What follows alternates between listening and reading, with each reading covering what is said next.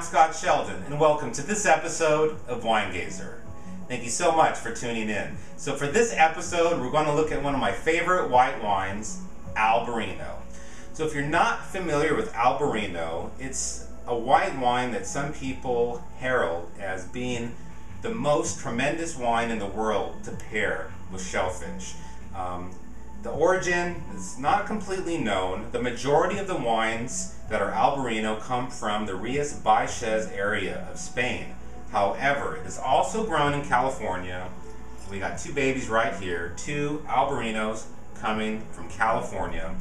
And you know, I'm born and bred in California, and one of the things I love about our wine culture is the way we are like compelled to go to other countries, see what grapes are they growing, to see what technology and techniques they're using. You know, stuff some cuttings in our suitcase, bring them back, see how they grow in our soil, in our climate. You've seen it with the Italian varietals, that whole Cal Ital movement. You got Pinot Grigio and Sangiovese and Super Tuscan blends being made in California. More recently, you know, the Rhone explosion, Paso Robles and other areas in California. They're doing, you know, Syrah and Grenache and Mourvedre. The next thing that's going to pop, that's going to explode in California, Spanish varietal wines. Wines like Albariño, Tempranillo. I'm telling you, we got the climate, we got the soil, and it's just a really exciting thing to see this start happening.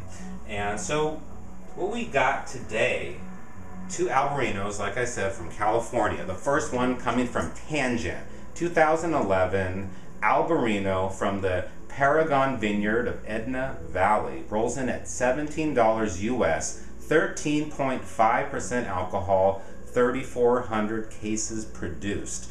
And it's interesting, Edna Valley, it's basically about midway between Monterey, Santa Barbara. It's about 4 miles inland, one of the coolest wine growing regions of California. Very consistent climate year to year. Very, very long ripening season. A lot of hang time gives these grapes a long time to develop intensity and complexity, and just a perfect climate for a grape like Albariño.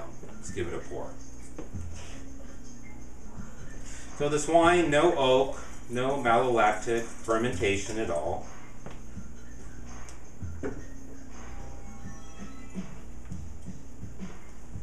Peek at that, nice light golden color, very clear.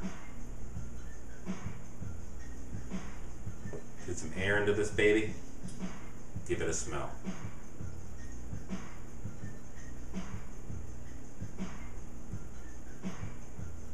It's a lot of minerality coming through. I mean, I would say half the nose, minerality, slate, wet river rock.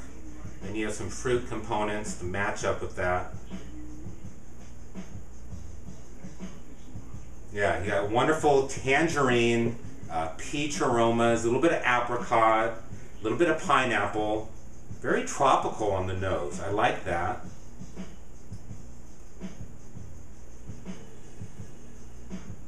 Almost like a baked meringue component too. Very interesting.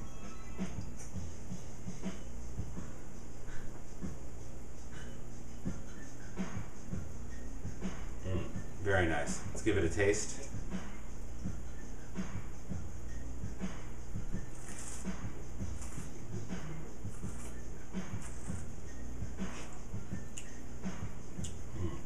Wonderful, fresh grapefruit flavors, the first thing.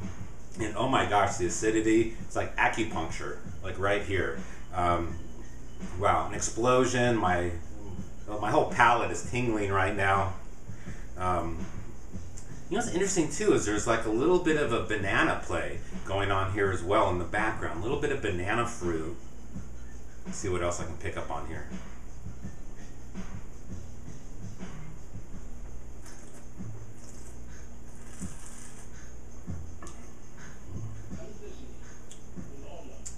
I like also towards the end of the finish, you get this real saltiness.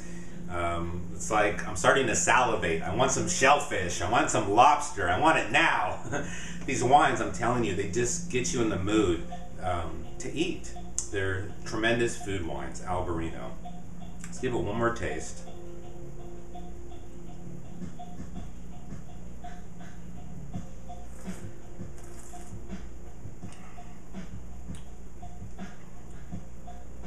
Oh, that saltiness, the tartness, fresh grapefruit flavors.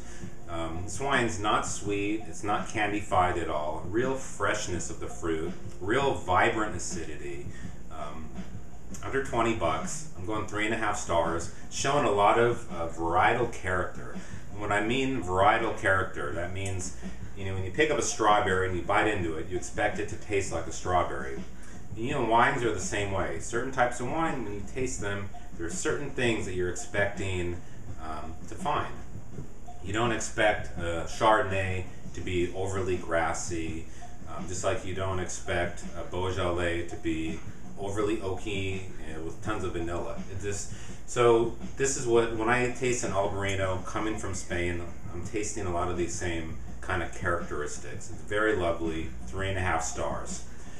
Great start to the show. I'm really liking what California is bringing so far with this varietal. So wine number 2 is coming from a Longoria, not evil Longoria, sorry. Longoria Vineyards, started in '82 by Rick Longoria, and we have here is a 2011 Albariño, Clover Creek Vineyard, Santa Ynez, only 120 cases, small production, $23 US, 12.5% alcohol, and a little more peek at that label. So basically, Rick Longoria, he was working as a winemaker for another winery. Sorry, don't remember the name. But the reason why he went out on his own is he really wanted to do Chardonnay and Pinot Noir in the Santa Barbara County. He really felt that this area was destined to be world-class wines to be made from this area, from the grapes, from these vineyards in Santa Barbara County. So this is what inspired him to go out on his own. And so besides producing those wines, he's also gotten into some of the Spanish varietals like the Albariño we have here today. So let's give this a little pour.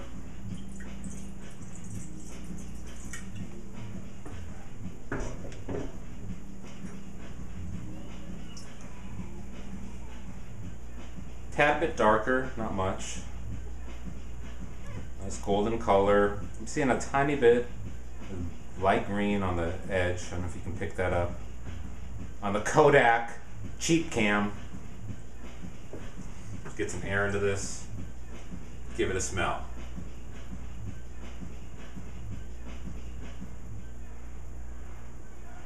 Got that Granny Smith green apple tart aroma coming through.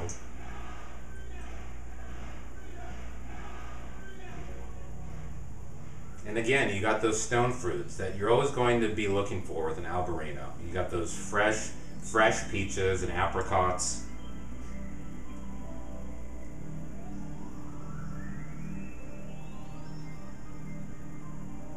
And a really nice fresh kiwi component. So the other thing, you know, is tropical. These wines are going to have a lot of tropical fruits coming through on the nose, on the palate, to be expected.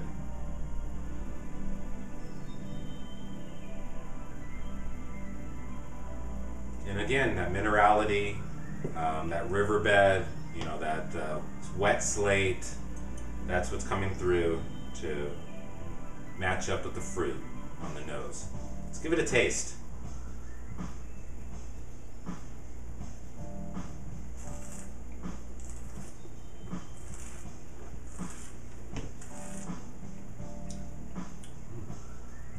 So again, grapefruit is the major flavor component on this wine.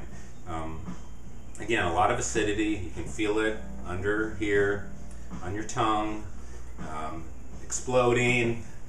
I mean, these wines definitely, when you start thinking about the kind of wines you like, if you like wines that are high in acid, light to medium body, you know, not too sweet, Albariño is something that you would probably enjoy. It actually has kind of a unique flavor profile. You know, it's not like Sauvignon Blanc where you smell it and you're always getting this like overt herbaceousness and grassiness. You know, it's not like the mineral drivenness of like a Riesling. It's almost to me like a cross between a Riesling and a Viognier. You know, that toned down minerality, got a little bit, and then those, you know, strong stone fruit flavors and strong aromatics as well. That's what I associate with Albariño. I mean, you can tell it's not a Chardonnay. It's not a Sauvignon Blanc. It definitely has its own set of characteristics that you can identify it by. Let's give it a taste.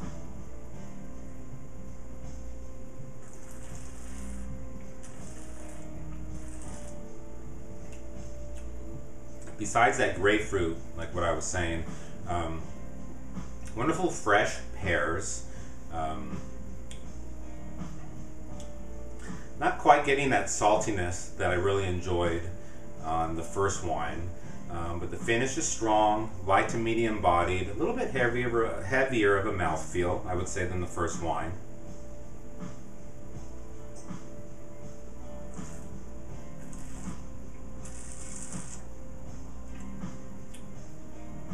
A little bit more rounded, a little less angular. The acidity is not quite as sharp, but it's still there. It's still very present. I'm going 3 stars on the Longoria. And let's talk about food pairings. I mean, obviously, I've already told you that these wines are like the shellfish kings. Crab legs, lobster, mussels, clams, scallops. But you know, maybe a little grilled fish, but besides those, it's also a great wine for Spanish tapas. You know, right now, it's kind of a little bit of a rage, even like here in LA. A lot of tapas bars, a lot of people getting into those small plates, and this wine would do great with that kind of food. Go good with charcuterie, but especially like the salty and spicy style of tapas. There's one dish particularly, it's like these potatoes that are covered with like this hot chili sauce. I forget the name of what they call this tapas dish, but it would just be incredible with this wine. And so, I mean, that's what I'd recommend food pairing wise. And great show. Again, 3.5 stars on the Tangent. I'm going 3 on the Longoria. Check these guys out online.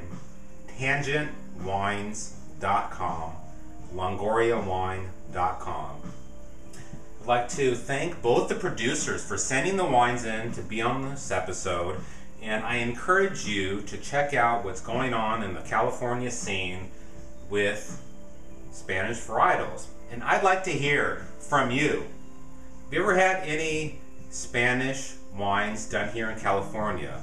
Tempranillo, Albariño, any others? I'd like to hear about it. Please, scroll down below. Let me know. Comment section. Hope you enjoyed the show. Hope I compelled you somehow to go out and try something different other than your Chardonnay. Great white wines here being made in Cali from grapes we associate with Spain.